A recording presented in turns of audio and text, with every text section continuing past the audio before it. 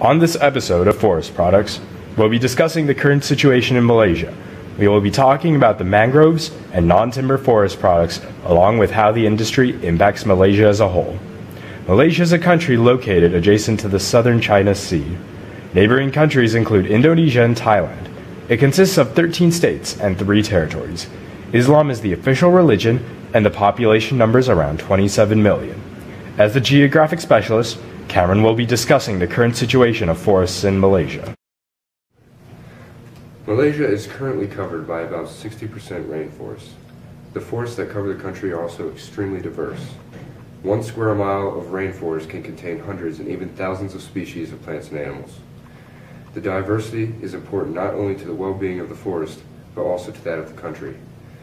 Unfortunately, the forest is being diminished at an alarming rate due to illegal harvesting of forest products and unsustainable logging practices. It is estimated by WWF that about 250,000 hectares of forest are being destroyed a year. Mangroves are another great example of what Malaysia forests have to offer. Located on coasts, rivers, and estuaries, the mangroves offer habitats to many different species of organisms. Biodiversity is important to the health of a forest, and the ecosystem that mangrove forests provide are among the most biodiverse in the world. Mangrove trees are special for many reasons. They have adapted to survive in environments that not many plants can. The soil that mangrove plants grow in consists of very low oxygen concentration because it is often waterlogged. Also, the water is often brackish. This means that the plants can survive in a mixture of fresh and salt water. Mangrove forests provide habitats for many species of land and marine animals. The roots of mangrove trees are used by fish and other marine life as habitats and breeding grounds for future generations. Mangrove forests play a role in economical, political, and of course environmental health of Malaysia. The forest products that come from these types of trees contribute much to the country. Not only are the goods, such as charcoal, a huge contribution by these ecosystems, but they also serve many other functions. Mangrove forests provide the products which local people use to survive. The management by mangrove forests is governed by many forest management policies that are actually pretty well written. The many laws and policies that have been written and are still in place today have the safety and well-being of mangrove forests and all of Malaysia's forests as a top priority. A list of products that come from mangrove trees include fuel wood, pulpwood for newspapers, cardboard, and other goods, dyes, tannins, and there are many more. And now on to you, Alex. Malaysia, being a heavily forested country, deals with an unsurprising quantity of non-forest products, the likes of which are both easy for transport and supply a solid portion of the country's GDP. Of the non-forest products that are supplied, bamboo and rattan are the 2 major non-forest products that come from Malaysia. Growing bamboo comes with its advantages, of course. It's extremely common, and it grows fast and quickly, with estimates being around 2.7 billion shoots that are over 6 meters high. Approximately 30% of the world's rattan comes from the Malaysia area. When it comes to uses, bamboo can be used as food prepared in various manners, and secondary uses include medicine, construction, paper, and even instruments in some instances. Rattan includes many of the same uses as bamboo. Rattan can be used to make furniture, crafts, and construction material. While Malaysia is a big proprietor of non-forest products, rattan and bamboo are the only products worthy of mention.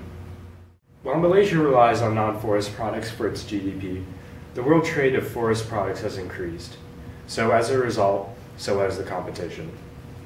So Malaysia, as a result, has fallen behind despite its cheap labor and approximately the 2/3 of all agriculture being used to cultivate these products. The issue here is that Malaysia's policies in promoting wood furniture, the country's currency took a massive hit when the global economy took a downturn, leading to a steady decrease in Malaysia's forest products. Thank you, Alex. The issue of legality in harvesting forest products in Malaysia is a controversial issue. The state defines timber taken without official permission and without rent as legal. But when it comes to the indigenous people of the area, there are 2 levels at which legality is challenged. The first is that logging and plantation licenses are allowed on indigenous communities' customary land without their permission. The The second is that local laws do not provide ways to resolve conflict between industry and the indigenous people.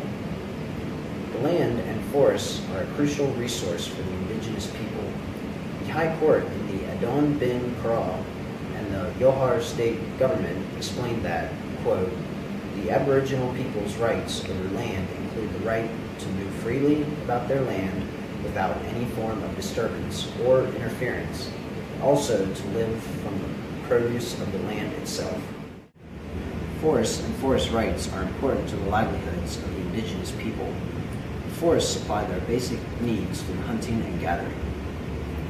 The indigenous people also earn income through the harvesting of forest products such as resin, bamboo, rattan, and from the sale of fish.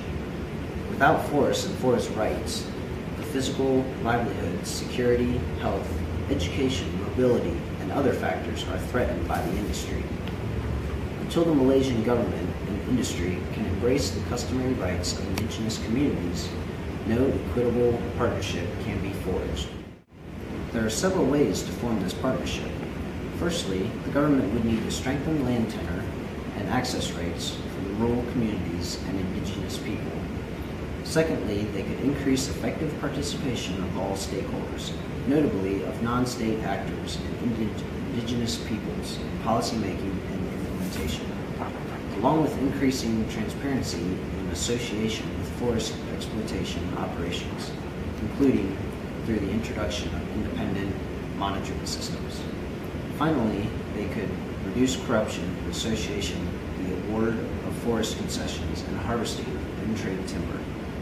With the cooperation of the Malaysian government to regulate the use of forests, the indigenous people will be able to use the resources that are rightfully theirs to earn incomes and livelihoods.